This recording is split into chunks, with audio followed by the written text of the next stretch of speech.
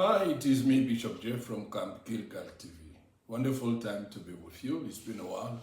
We've been not together, but God is great and God is mighty. And let His name be glorified and let His name be manifested in our lives and in all that we do. Because without Him and outside of Him, we are not in the grace, because His grace is sufficient for our lives.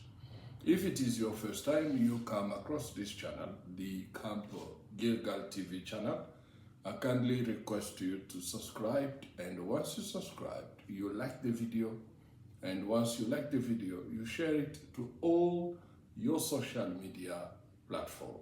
May the Lord bless you once more.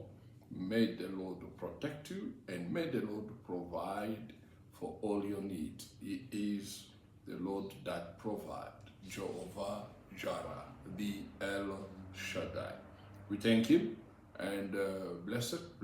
And if you are already a member of Camp Gilgal TV channel, you are more than welcome. You are more than welcome. And I do not take you for granted. May God bless you once more. May God protect you. May God provide for your need. In the name of the mighty Jesus Christ, we pray. Amen. Today we are going to share on a topic which I call Marah, the bitter water, Marah, the bitter water. In our journey, and I'll give two examples on this topic. It will be two examples in this topic. Number one, we'll take it in the book of Exodus, which is chapter 15, Exodus from chapter 15, and you go from verse 22 to the last verse of chapter 15. And then the second one, I'll take the example of the book of Ruth, chapter 1, the book of Ruth, chapter 1, and you will see the story of a woman whom also she's talked about being Marah, which is the bitter water. Marah is the bitter water. In our journey as human beings, and as we grow up in our mundane journey, we do account a lot of obstacles, and we do account a lot of things. Some of it are sweet, some of it are not. And those account, good and bad, they all there to teach us something. It is for us to learn out of it, and for us to arrive to understand what was the plan of the Lord, and what was the Lord conveying message beyond this issue and beyond this obstacle. What was the message of the Lord? Because in every matters, the Lord does teach us something. In every matters, the Lord does do what? Teach us something. And once He teaches us something, it is for us to learn. And we learn out of it. And for us, once we learn, it is for us not to commit again the same mistakes. But if we in our journey, we are committing the same mistake over and over, once you do it the first time, it is a mistake. Once you do it the second time, we can tolerate, but you are going to a place where it's no longer a mistake. Once you do it again for the third time, it becomes your lifestyle. Your lifestyle, which is you did not learn anymore, then it becomes your lifestyle, and you love that situation.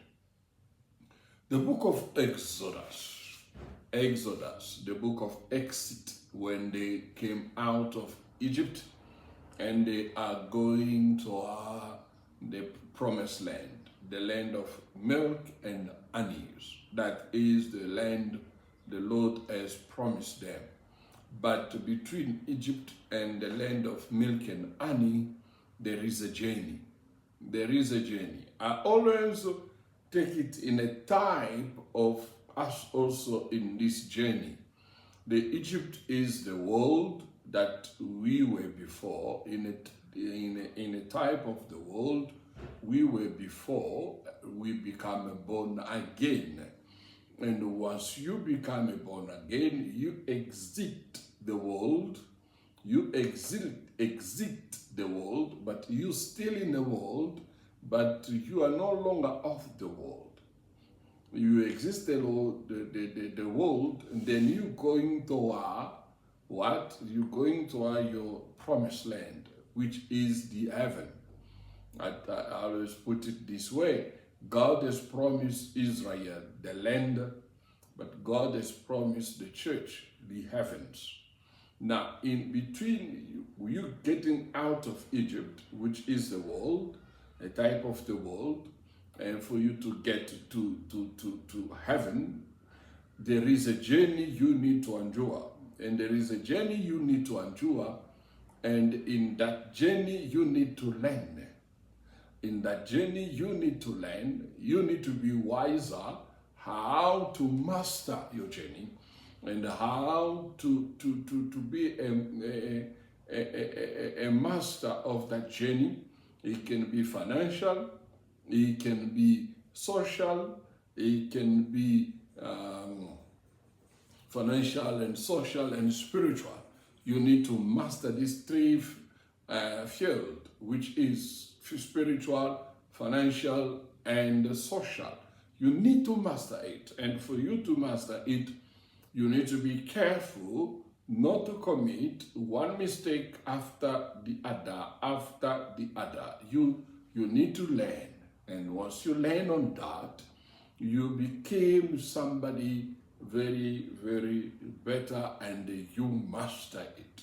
There is only few people in the world I have mastered the spiritual world, and they have mastered the financial world, and they have mastered the social world. Few people in the world. But the Bible is showing us some of the character who are very well and documented in the Bible, and they really master it, and they really made it out. And we can see in Exodus chapter 15, the journey of a nation called Israel, a nation called Israel. Here it is in their Genesis, the Genesis of a nation called Israel, and they're still learning. They're still learning to stand up.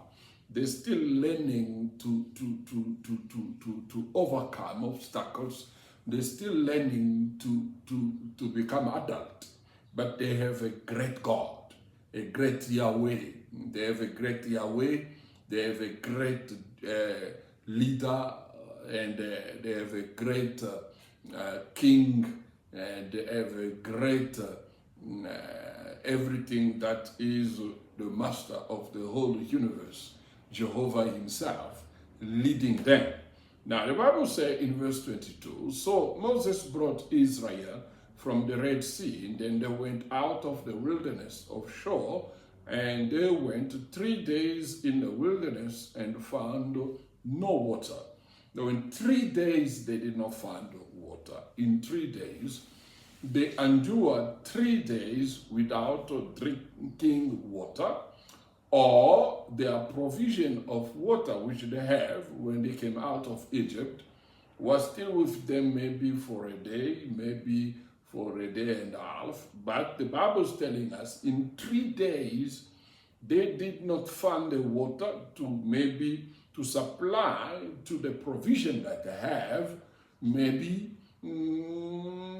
they did not need to drink, or they were looking to supply to provision they have, because the journey is still long where they're going to the promised land, and they did not find any drinkable water. And they did not find any drinkable water, and therefore the people complained. The following verse is, the people did what? No.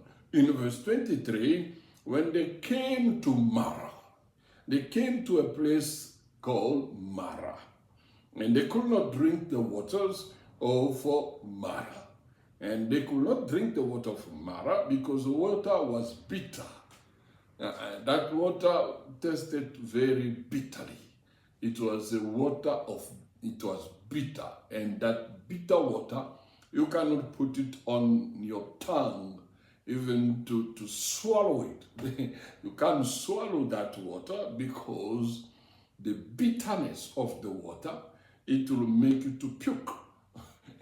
The bitterness of that water, it will make you to puke out and to even throw that water out of your mouth, or it can give you diarrhea. It can give you diarrhea, and it can lead you to death. It can lead you to death, that water. And that because it was bitter. That's why even the place itself, it called itself Marah, a bitter place.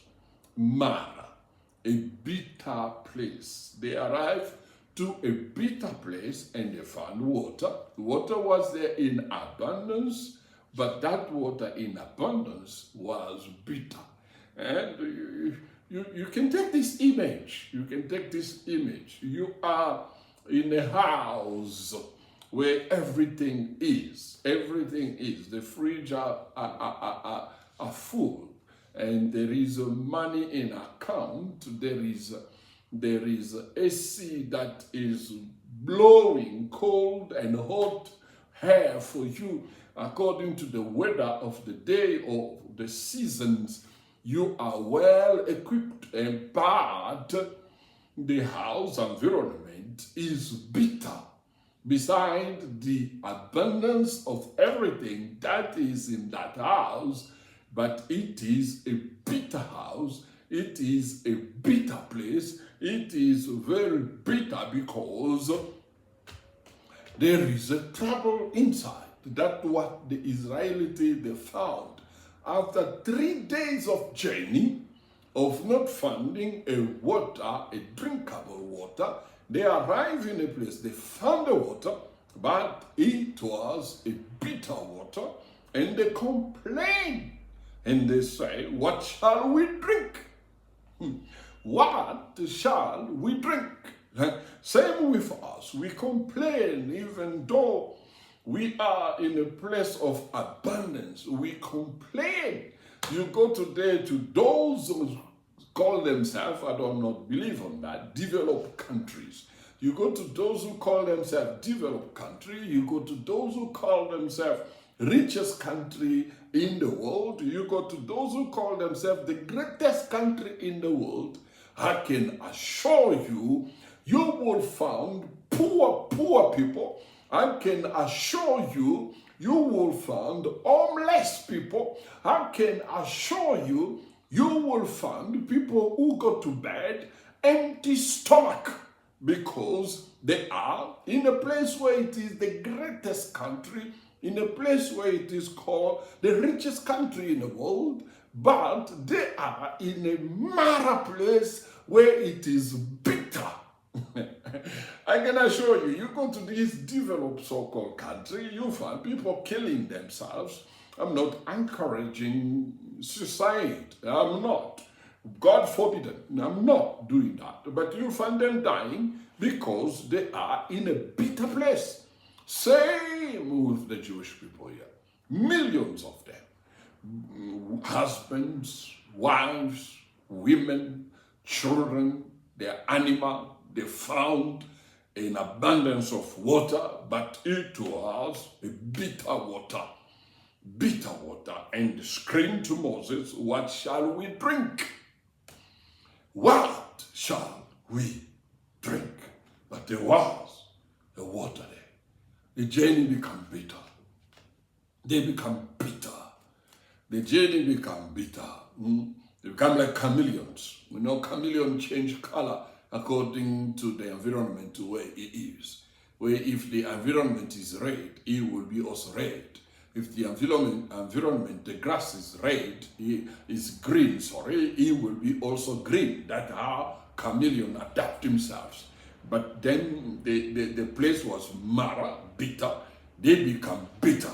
You know when life brings bitterness on us, because we can afford anything, and it brought out a bitterness. It brought out bitterness on us. We become bitter to our brothers. We become bitter to our sisters. We become bitter to even our own children. We become bitter to our spouses. We become bitter to each others. And it leads people to divorce. It leads people to many situations, because the bitterness that is in their heart make them to become like that. Life sometimes can throw something that is called bitter. Even when you pray to the Lord, you doing a prayer of bitterness. You're so bitter to the Lord himself. You think he is the author of your suffering. You think he is the author of your mistakes. You think he is the author of everything. You think he has abandoned you. You think he has forsaken you, that the whole world is against you, because you are now bitter. You say, what shall we drink? Because the water that is before us, it is a bitter water, a Marah. Because you are in a place which is bitter. You can see it from verse 25. Moses did what? Moses cried out to the Lord. Moses cried out to the Lord, and the Lord showed him a tree when he cast it out into the water, and the water changed from bitterness to sweet water. You understand something here. This is, before I give you the key of how to solve any matter of your life. The key how to solve any matter of your life. Listen to it. God did not say to Moses, take them out of that place, because the place is so bitter and I can't do anything about it. God did not say that. God still making Moses to bring solution at the Marah place. I love that. God still make Moses to bring solution at the Marah. God did not say to Moses, take them out. No, he still made them to be there. He showed Moses the solution. Take this tree, throw it to the water, and the water will be transformed to sweet water. And that's what happened. They did not be taken out. You understand? They still stay in one place. It brings me in mind the prayer of Jesus in John chapter 17. In John chapter 17, Jesus said, do not take them out of the world.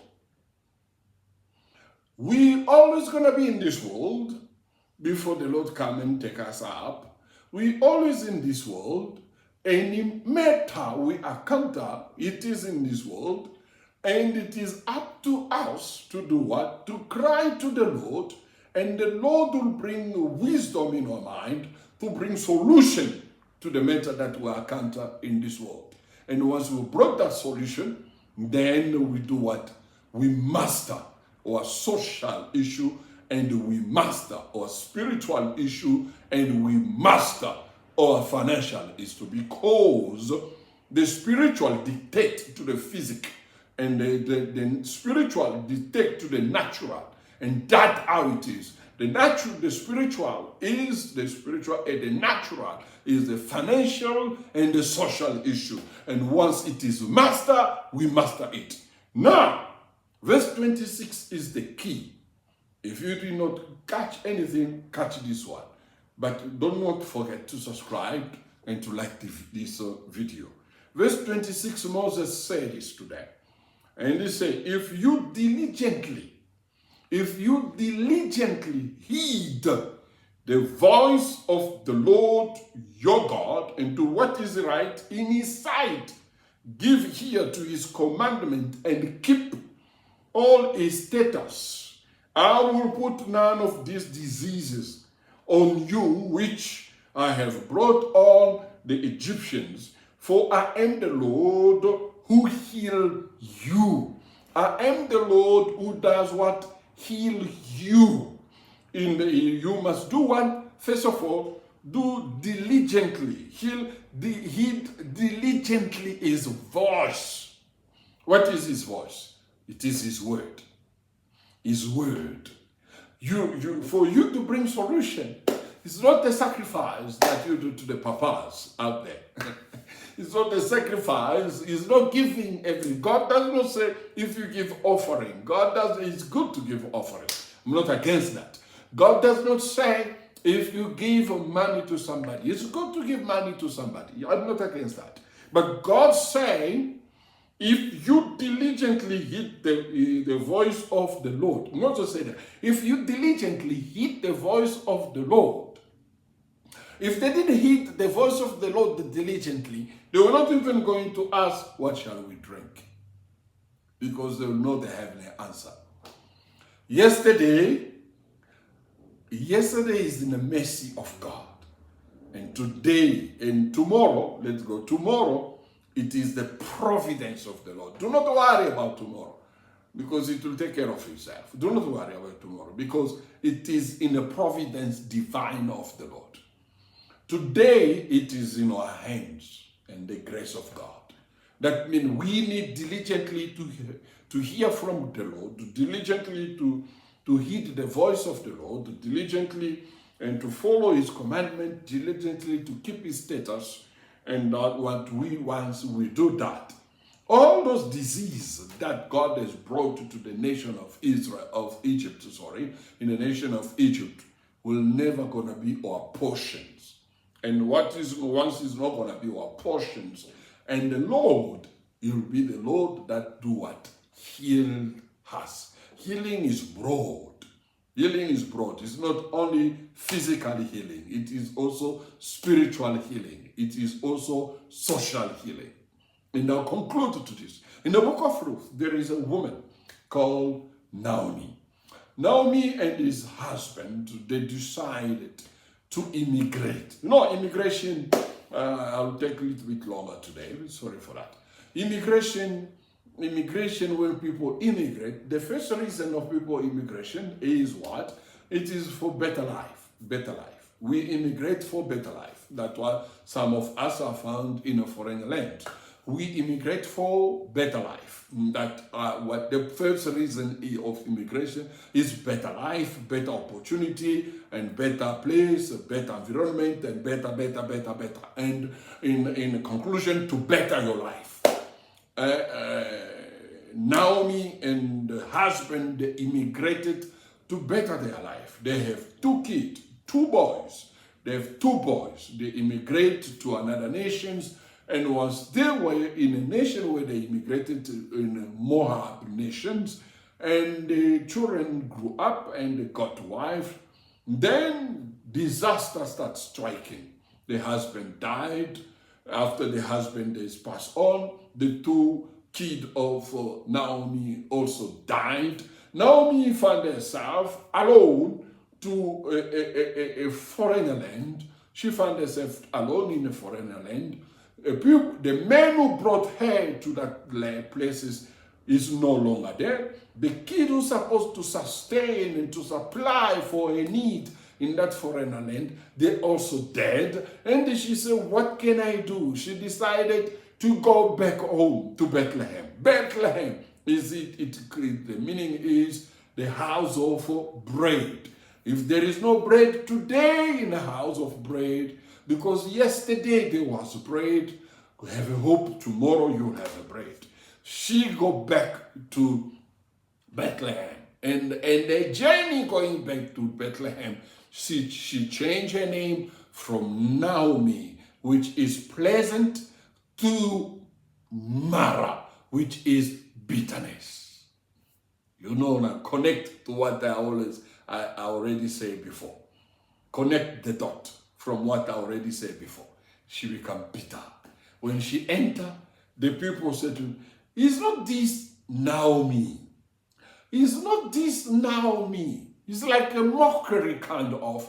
And she rebuked them, said, do not call me Naomi, call me Marah. Because the Lord has run my journey as bitterness. conclude and I finish here. Do not be bitter of your life.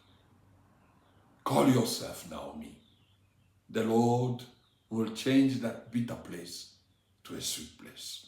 God bless you.